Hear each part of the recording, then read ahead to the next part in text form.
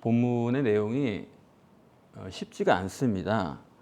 그런데 지난 단락도 쉽지가 않았고 그 앞 단락도 쉽지가 않았습니다.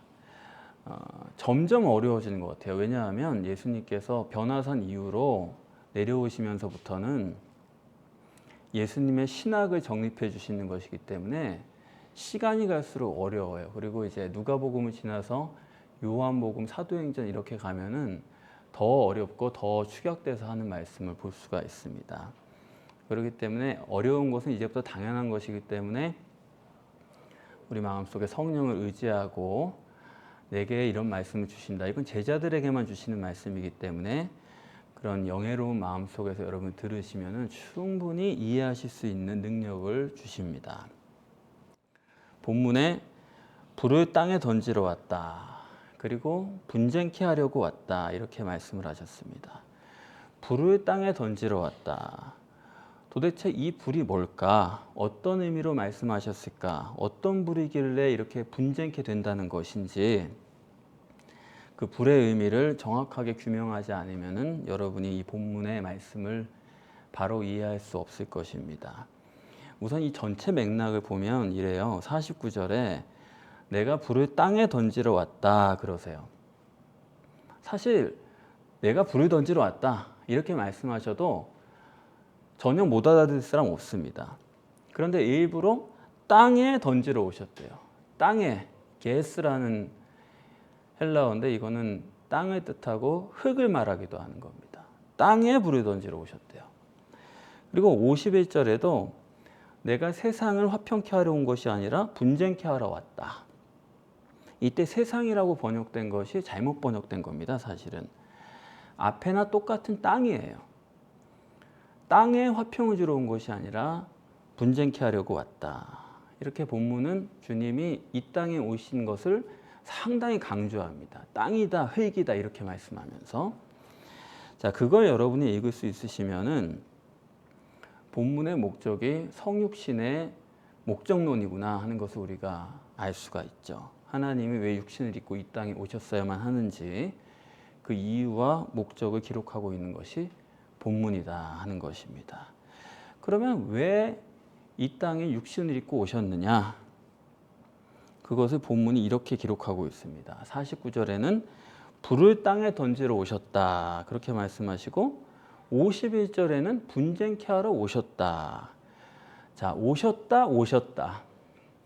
이 땅에 오셨다라는 것을 강조하면서 그 오셨다 그 사이에 50절에 주님의 침례론이 끼어 있습니다. 마치 샌드위치처럼 양쪽에 오셨다라고 하는 빵이 있고 가운데 주님의 침례론이라고 하는 고기가 들어있는 거예요. 그래서 왜 주님께서 이 땅에 육신으로 오셔야 되느냐? 그 이유와 목적은 주님의 침례론이다. 이것을 정립하도록 본문이 구성되어 있는 것입니다. 이런 예가 성경에 종종 있는데 전에도 말씀드린 적이 있죠. 샌드위치 구문이다. 저는 그렇게 부르는데 침례론을 정립하기 위해서 이렇게 본문이 짜여져 있다. 그런 얘기입니다. 자, 침례.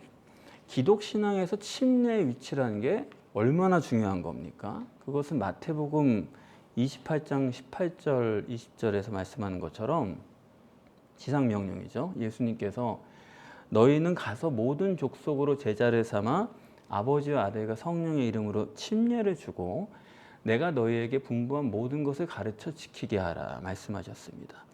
여기 침례라는 게 나오는데 저는 이게 침례라고 결론을 냈기 때문에 침례라는 용어로 부릅니다. 이 침례는 기독 신앙의 핵심인 구원론을 예식으로서 만들어 놓은 것이 침례이기 때문에 그래서 지금 주님께서 오늘 본문에서 친히 자신의 침례론을 정립해 주시는 것은 이게 보통 중요한 문제가 아니에요.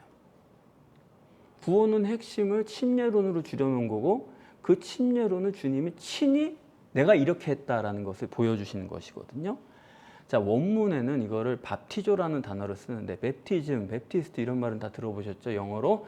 그게 이제 헬라어에서 온 건데 밥티조인데 제가 왜 밥티조라고 굳이 말씀드리냐면은 세례파 사람들은 밥티조를 세례로 번역을 하고 또 침례파 사람들은 그 침례로 번역을 하기 때문에 그냥 밥티조론이라고 부르면서 세례론이 과연 합당하냐 아니면 침례가 합당하냐 이거를 정당하게 정립해 보려는 겁니다. 저는 침례라고 결론을 내리고 있습니다만은 그러나 정당하게 하기 위해서 밥티조다 이렇게 부릅니다. 그래서 먼저 세례론의 입장에서 생각을 해보면은 세례론을 예식화한 구원론이라는 건 어떤 겁니까? 세례론이라는 것은 예수의 보혈의 피로 죄를 씻었다라는 거죠. 그거를 줄여놓은 게 세례론이에요. 세례식이에요. 세례는 씻는다는 거잖아요. 우리의 죄를 예수 보혈의 피로 다 씻어서 죄를 씻어서 구원받는다는 의미가 세례입니다. 세례식. 그래서 이거는 그냥 한 번 씻으면 되는 거예요. 구원론 자체가 단순합니다. 단일 체계예요. 한 번 씻으면 끝나는 거예요.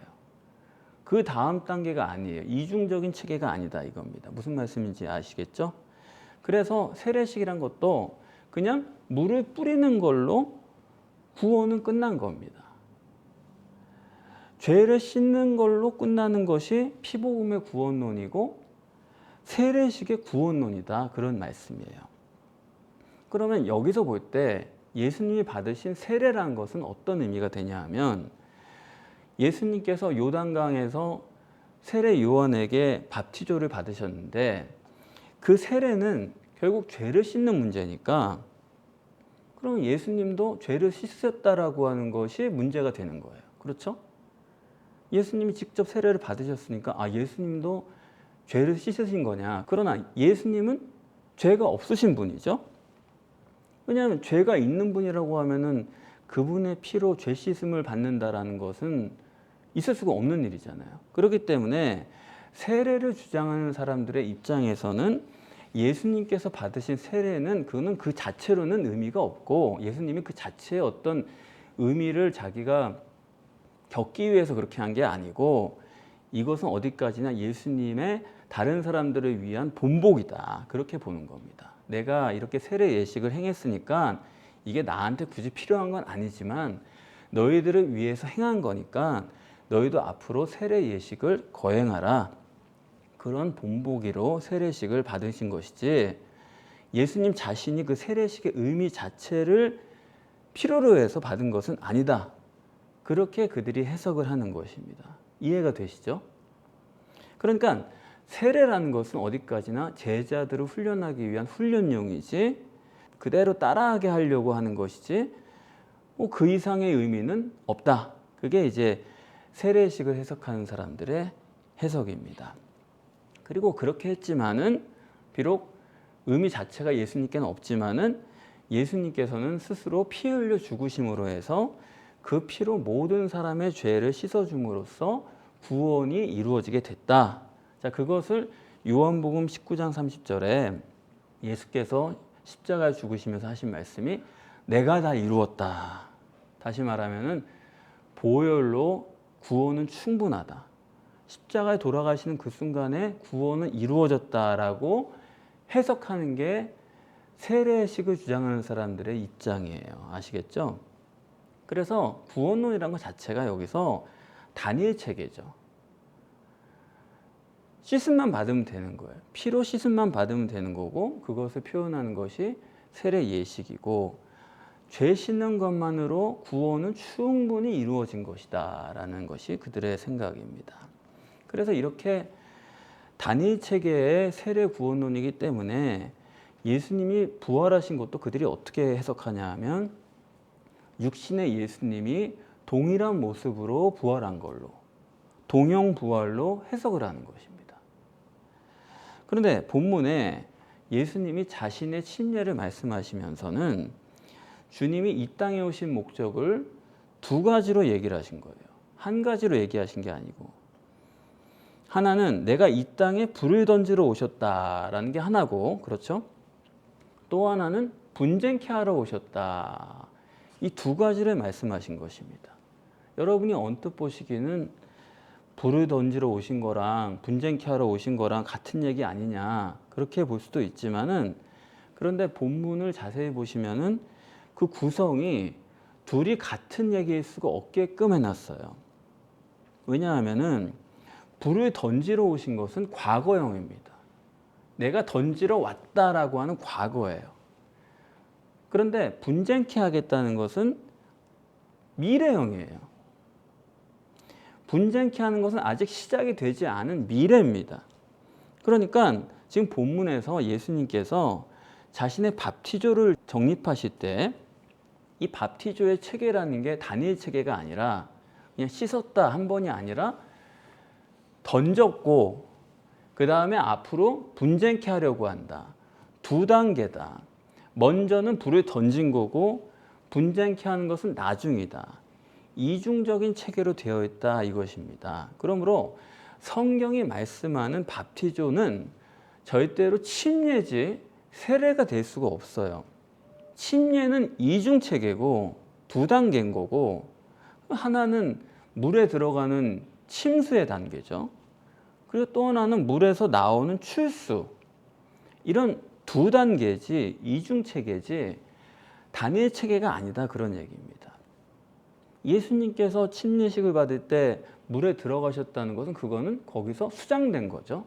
죽었다라는 것이고, 그리고 물에서 다시 올라올 때는 부활한 거예요. 두 단계죠. 그것을 본문에서는 내가 침례가 이루어지기까지 답답하다 그렇게 말씀을 하세요. 답답함이라는 게 논리가 어떤 겁니까? 그러니까 침례를 이루고 나서야 답답함에서 해방된다는 얘기거든요. 침례를 이루어야지만 안 답답하다 그런 얘기거든요.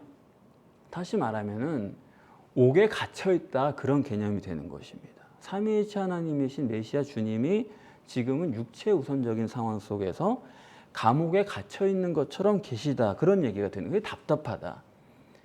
그래서 답답하기 때문에 육체가 십자가의 죽으심으로 해서 그로부터 속사람이신 하나님이 영으로 자유케 될 때, 해방케 될 때 그때 답답함이 사라진다.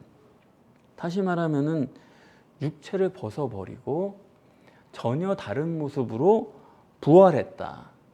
이것이 지금까지 제가 쭉 여러분들에게 성경적인 참된 증거다라고 정립해 드린 거와 똑같이 오늘 본문도 그것과 정확하게 일치한다. 그렇게 말씀드릴 수가 있겠습니다. 자, 그러면은 도대체 본문에서 말씀하는 불을 던지러 왔다. 불을 땅에 던지러 왔다. 그게 어떤 의미일까? 지금 예수님께서는 이미 과거에 불을 던졌다라고 말씀하신 거거든요. 그러면서 침례를 말씀하시는 겁니다. 여러분들이 지금 번역본을 보시니까 이 본문의 진짜 의도를 알기가 좀 어려우신데, 자, 50절에 나는 받을 침례가 있다 이렇게 써놨기 때문에 여러분들은 여기 받을 침례다 이렇게 하면은 어떤 생각이 드세요? 지금 예수님이 침례를 이미 받으셨다는 거예요? 아니면 앞으로 미래에 받으신다라는 그런 얘기예요? 어떤 거예요? 미래형이죠. 미래에 받을 것처럼 써놓은 거 아닙니까? 그런데 원문에는 이게 미래형이 아니에요. 원문을 읽으면은 예수님은 침례를 현재 가지고 계시다라는 의미로 써놨습니다. 현재 가지고 계실 뿐만 아니라, 헬라어의 문법이 좀 그런데 가지고 계실 뿐만 아니라 앞으로도 가져간다. 앞으로도 받는다. 이게 좀 어렵죠? 그러니까 지금 소유하면서 또 앞으로도 소유해야 돼요. 이거 미완료라고 하는 건데, 다시 말하면 예수님께서 침례를 앞으로 받겠다는 게 아니라 지금 침례를 받았고 받아가는 상태에 있다. 침례를 계속 가져간다. 그런 뜻이 있습니다. 우리가 십자가를 생각할 때 갈보리의 십자가만을 생각하면서 저게 예수님의 십자가다 그러는데, 예수님은 그렇지 않아요. 예수님은 처녀 잉태 때부터 베들레헴 출생하는 것부터 나사렛에서의 성장, 그리고 공생의 기간, 그리고 갈보리 십자가, 그 전부가 다 예수님에게는 십자가다 이겁니다. 왜냐하면 육신을 입고 있기 때문에. 하나님의 신이 육신에 들어있는 한은 그거는 모두가 다 십자가지, 육신을 입고 이 땅에 떨어지는 그 순간부터가 밥티조지 십자가지, 갈보리 산에서의 그 십자가만 십자가가 아니다, 그런 얘기예요. 이해가 되시죠? 예수님의 입장에서, 하나님의 입장에서 여러분 생각을 하시면은 갈보리에서 십자가만 십자가가 아니고, 그건 우리 인간을 볼 때 아유 저거 힘들다 하지만, 하나님의 입장에서는 이 땅에 잉태하는 것 자체가, 베들레헴에 출생하는 것 자체가, 맨발로 나사렛의 어린 시절에 걸어다니는 것 자체가, 그 자체가 다 십자가지 아닌 십자가가 없다 이겁니다. 그러니까 예수님의 밥티조는, 침례는 태어날 때부터 갈보리까지 전부가 십자가고, 그렇기 때문에 지금은 예수님이 이 밥티조를 내가 계속 가지고 가겠다, 앞으로도 있다, 이걸 말씀하시는 거예요. 자, 그렇게 하고 오늘 본문을 생각해 보면은 불이 뭔지를 알 수가 있어요. 땅에 불을 던지러 왔다라는 건데, 과거부터 이미 주님이 불이 붙었다라고 표현하신 것처럼 불이란 건 자기 부인을 얘기하는 겁니다. 이 육신의 삶, 땅의 삶, 이 흙의 삶, 이 육신에 불을 던지러 왔다. 육신의 삶 자체를 부인하고, 육신의 삶 자체가 십자가고, 육체 부인이다, 자기 부인이다, 그런 얘기입니다. 내가 불을 땅에 던지러 왔나니, 이 말은 예수님이 육신으로 오셔가지고 그 삶이 평탄하고, 뭐 밥 먹으니까 맛있고, 쉬면은 좋고, 뭐 놀면 기쁘고, 그런 삶을 추구하지 않으셨다라는 얘기예요. 예수님은 항상 자신의 삶에, 육체적인 삶에 불을 던지는 삶을 살았다는 거고, 이 불은 이미 붙었고, 이 붙는 것이, 너희들도 이 육체의 삶에 불을 던지는 것이 바로 나의 소원이다, 그렇게 예수님은 제자들에게 말씀하신 것입니다. 이렇게 봐야지만 그 다음하고도 맞죠. 왜냐하면 육체를 부인하려는 것이 불이고, 그리고 그것이 주님이 이 땅에 오신 목적이고, 그러니까 분쟁은 뭐예요? 육체를 부인하지 않는 사람과의 분쟁 아닙니까? 예수님이 그냥 인간을 구원하시면 되는데 굳이 육체를 입고 이 땅에 오신 것은 우리들에게 너희도 육체의 삶을 부인해야 된다, 친히 그걸 제시하신 것이고, 그렇기 때문에 육체를 부인하지 않으려는 사람과는 분쟁이 있을 수밖에 없어요. 이 점을 잊지 말아야 된다. 그래서 저도 항상 예수님과 싸우고 있는 거예요. 어떤 면에서 보면 육체를 부인해야 되는데 부인하기가 싫은 거예요. 기도해야 되는데 기도하기가 싫은 거예요. 일어나야 되는데 일어나기가 싫은 거예요. 굶어야 되는데 굶기가 싫은 거예요. 육체적으로 보면 육체가 그걸 볼 때는 너무 잘하는 거죠. 육체가 볼 때는, 우리를 볼 때는 너무 착한 거죠. 배고프면 먹고, 졸리면 자고, 좀 더 눕고, 아프면 쉬고, 이게 육체로서 너무 칭찬할 만한 일인데, 예수님 보실 때는 땅에 불을 던져야 된다, 흙덩이인 네 몸에 불을 던져야 된다. 자, 그러기 때문에 예수님과 육체는 싸울 수밖에 없는 거고, 성령은 육신과 싸울 수밖에 없는 것입니다. 주님이 이 땅에 오실 때 애초에 그분은 백마를 타고 오신 게 아니잖아요. 처녀의 몸에 잉태했다는 겁니다. 다시 말하면 아버지가 없는 아이로 태어난 거예요. 어디 가서 우리 아버지가 누구다 말도 못하게 태어난 사람입니다. 그리고 그 생김새도, 육체 자체도 예수님은 그렇게 하나님처럼 오시지 않았잖아요. 오죽하면 성경이 흠모할 것이 하나도 없다, 키가 작은, 요즘 말로 키장남이죠. 키 작은 중동의 가난한 시골 구석에 사는 그런 남자로 오셨다 이겁니다. 왜소한 남자로. 그렇기 때문에 예수님은 그렇게 기적을 행하고 말씀을 전하고 해도 공생의 내내 무시를 받은 거예요. 설마 저 사람이 하나님이겠나.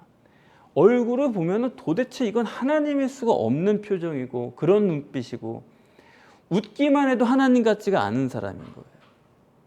그야말로 모든 사람이 육체를 부인하고 십자가의 삶을 이루어 가도록 하는 것을 주님 자신은 친히 하신 겁니다.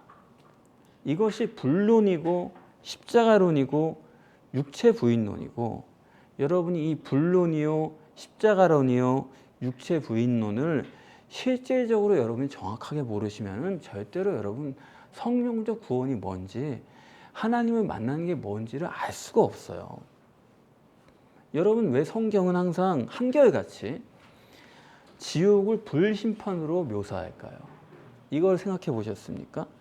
왜 지옥을 꼭 불심판이라고 처음부터 끝까지 그렇게 일관되게 말을 할까요? 아마 불이란 거는 제 생각에 처음에는 그거죠. 불이 인간이 당할 수 있는 고통의 최고거든요. 그래서 병원에 가면 환자들의 그 통증 지수란 게 있는데 그거의 최고는 화상이거든요. 지옥이란 게 이렇게 무서운 거니까 육체의 고통을 아는 사람들에게 이게 실제적으로 지옥의 무서움을 알게 하기 위해서 지옥은 불이다, 이렇게 성경이 표현했을 거라고 봐요. 그렇지만 인간의 고통이란 게 여러 가지인데 왜 꼭 그걸 불로만 표현했을까? 얼마든지 다른 걸로 강조할 수도 있을 텐데 왜 불로 했느냐 하면은, 여러분 지옥 갈 사람은요 어떤 사람이냐면 육신으로 있을 동안에 이 육체의 삶을 다 태우지 못한 사람이 지옥을 가는 겁니다. 이게 이해가 되시나요? 육신에 있는 동안에 이 육체 부인이 100% 이루어져야 된다 이겁니다. 그런데 죽어서 심판대 앞에 갔는데도 태울 거를 아직도 남겨서 들고 가는 사람들이 있는 거예요. 물론 내가 완전히 육체를 부인한다는 것은 오직 하나님이고 오직 성령이고 오직 예수고 그것만 가능한 사람은 아마 없을 거예요. 세상에 불가능하죠. 하지만 늘 말씀드리듯이 소원은 거기 가 있어야 돼요. 소원도 돼 있지 않거든요. 소원이라도 내가 오직 예수, 오직 성령, 오직 천국 이렇게 돼 있어야 죽는 순간에 마지막에 완전히 다 털어내고 성령에 붙들려 가지고 천국에 갈 수 있는 거거든요.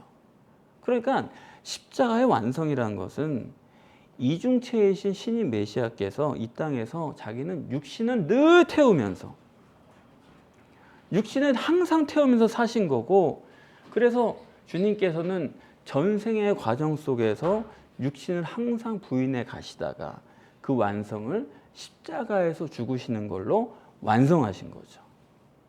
이렇게 육체 부인이 완벽하게 이루어지고 육신이 다 태워지고 나면은 영만 구원해 주시는 거죠. 그게 바로 성령 침례 구원이다 이겁니다. 성령 안에서 육체는 완전히 잠겨 죽어버리고 영만 살아가지고 부활해가지고 성령이 데려가신다. 그게 구원이다. 이게 성경적 구원론이에요. 그러니까 절대로 세례식이란 거는, 물론 세례식을 하는 교회에서 육신 부인을 안 가르치는 건 아닐 거라고 봐요. 그런 게 다 있죠. 하지만 가장 성경적인 구원론은 결국 침례고, 육체는 완전히 죽고 영이 살아나는, 그게 구원인데, 이 구원이 어느 정도냐 하면은 오늘 본문에 따르면은 그건 타협이 안 될 정도다라는 거예요. 그게 오늘 본문에 분쟁한다라고 표현되어 있습니다. 분쟁을 하는데 한 집에 5사람이 한대요. 2대 3, 3대 2 이렇게 한다는 거예요. 2대 2면 괜찮죠. 그러면 서로 어떻게 얘기해 볼 여지가 있죠. 그런데 2, 3 이런 의미는 뭐냐 하면 절대 타협이 안 된다라는 것입니다. 셋이서 못하러 둘한테 져줘요? 그렇지 않습니까? 절대 이건 타협될 수 있는 문제가 아니다. 다시 말해서 성령 침례라는 것은 배타적이고 유일한 복음이고 이것은 진리다, 그런 말씀이에요. 진리가 아닌 것 가지고는 우리가 얼마든지 양보하죠. 이럴 수도 있고 저럴 수도 있고 좀 거슬리는 게 있겠지만 이렇게 해도 그만 저렇게 해도 그만 아무런 문제가 없습니다. 중요한 게 아닌데 그거 가지고 왜 다투겠어요? 그렇죠? 그 오늘 본문에서는 화평케 하는 거죠. 너 그렇게 하면 되지 못하러 다투겠어요? 못하러 그렇게 예민하게 하겠어요? 그런데 이거는 반드시 나눠진다는 거예요. 절대 안 된다 이겁니다. 이게 어느 정도냐? 아비가 아들로. 아비니까 아들한테 야, 너 이렇게 해. 너 이게 맞아. 이게 내 경험이 그래. 내가 살았어. 그렇게 할 수 있죠. 근데 아들도 아비에게. 이 문제는 장유 유서가 없다 이런 얘기예요. 어미가 딸에게, 딸이 어미에게, 시어미가 며느리에게. 얘야 그렇게 하면 안 된다. 아, 네 그러세요. 그럴 수 있죠. 그런데 이 문제는 장유 유서가 없어요. 며느리가 시어머니에게. 어머니 그거 아니에요. 이거는 절대다 그런 얘기입니다. 물보다 진한 게 피죠. 피보다 진한 게 영이에요. 유의 절대입니다. 그래서 이 문제는 누이 좋고 매부 좋고 다 괜찮고 이렇게 해도 되고 뭐 누구나 다 구원해 주시겠지. 하나님 뭐 그렇게까지 엄하게 하시겠나. 그런 문제가 아니라는 거예요. 구원에 관해서만큼은 하여튼 제가 경험해 보면은 구원에 관해서만큼은 사람들이 참 너그러운데 교회 오래 다닌 사람들일수록 너그럽고 목사들일수록 더 광범위하게 얘기를 합니다. 이렇게도 구원받을 수 있고 저렇게도 구원받을 수 있고 이런 식으로 얘기를 해요. 제가 그렇게 하면 절대 안 됩니다. 딱 하나로 어떻게 구원받는지 유일절대로 가지고 있어야 됩니다. 유일절대로 한 가지로 분별해 놓지 않은 것은 절대 그거는 잘못되는 길입니다. 제가 그렇게 얘기를 하면은 하나같이 그렇게 거세게 반발을 하는 거예요. 왜 당신만 맞다고 그러냐. 이렇게도 볼 수 있고 저렇게도 볼 수 있는 거 아니냐.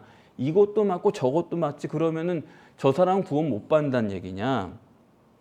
저는 오늘 본문도 정립하면서 아, 사람들이 정말 진리를 모르는구나. 저도 그렇게 하면 좋죠. 그렇게도 구원받을 수 있지 않을까.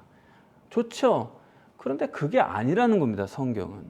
그렇기 때문에 이런 것 때문에 고민 안 하고 그냥 다 천국 가겠죠. 뭐 심지어 그렇게 말해요. 결론은 얘기해 보면 아예 하나님이 지옥을 만드셨겠나.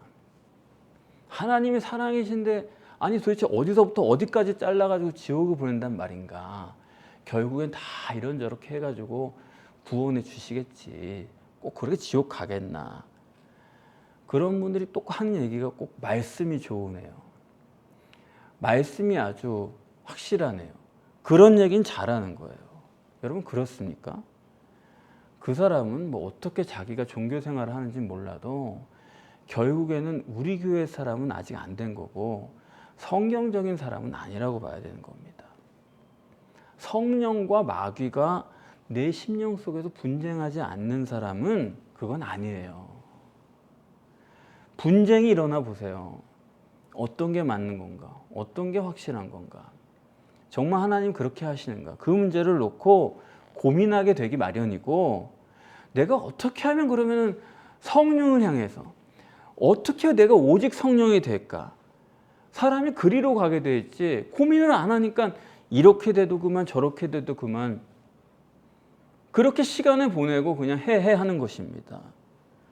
아니 혼자서 자기 구원에 확신이 있으면 되는 거예요. 내가 확신 가지면 그게 다 이루어지는 겁니까? 내가 확신 갖는 건 그거는 마귀의 확신이죠.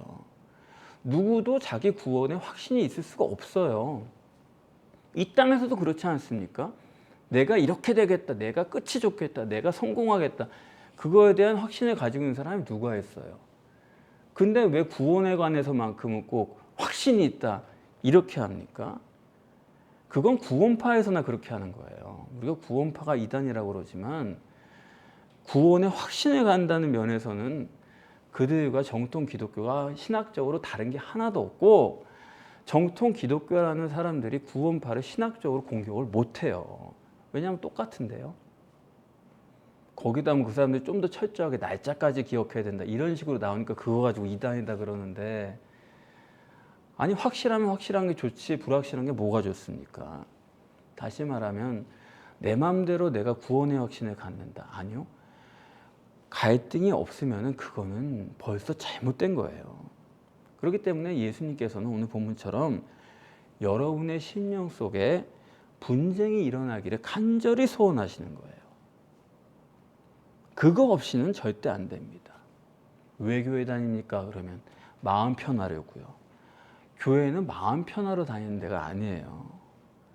오히려 마음이 편안한 사람에게 갈등을 일으키고 네가 이럴 때가 아니다라는 걸 깨우쳐주는 데가 교회지. 그렇지 않습니까? 마음 편하려고 하면은 심리학자들 만나서 심리 상담받는 게 낫죠. 그래서 미국도 지금 교회를 안 가고 심리 상담을 받으러 가는 거고, 우리나라도 심리 상담이 그렇게 인기가 있어진 거고, 그런 거 아닙니까? 마음 편하려고 다니는 데가 아니에요. 교회는 마음 편해서는 안 되는 겁니다.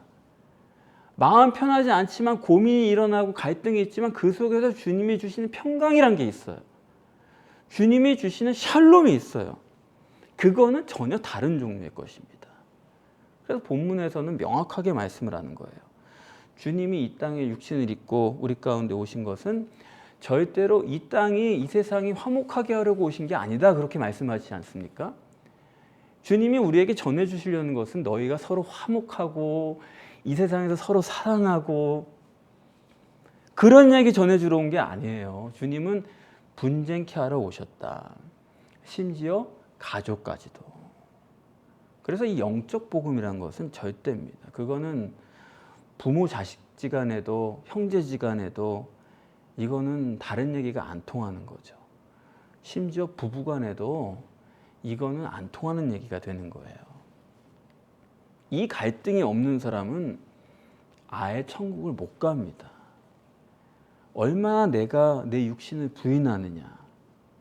만약에 내가 그걸 끝내 못 태우고 그냥 가지고 있으면은, 아니 못 태운 채로 그거를 들고선 예수님 만나봤자 그 소용없어요. 제자들도 다 그걸 못 태우고 예수님 만난 사람 아닙니까? 그러니까 아무 소용 없잖아요. 주님을 만나더라도 성령을 내 심령에 모셔드리기 위해서 육신은 완전히 포기하겠다라는 그런 상태, 그 상태가 아니면 성령 만나도 우리가 구원이 불가능한 것입니다. 반대로 여러분 마음속에 그런 갈등이 시작됐으면 내가 어떻게 하면 성령일까? 내가 어떻게 하면 육체를 부인하고 내가 어떻게 하면 주님의 십자가의 길을 같이 갈까? 그런 갈등과 고민이 시작된 사람은, 그 사람은 여러분 틀림없이 구원을 이루게 될 것입니다. 성령이 이루게 해주세요.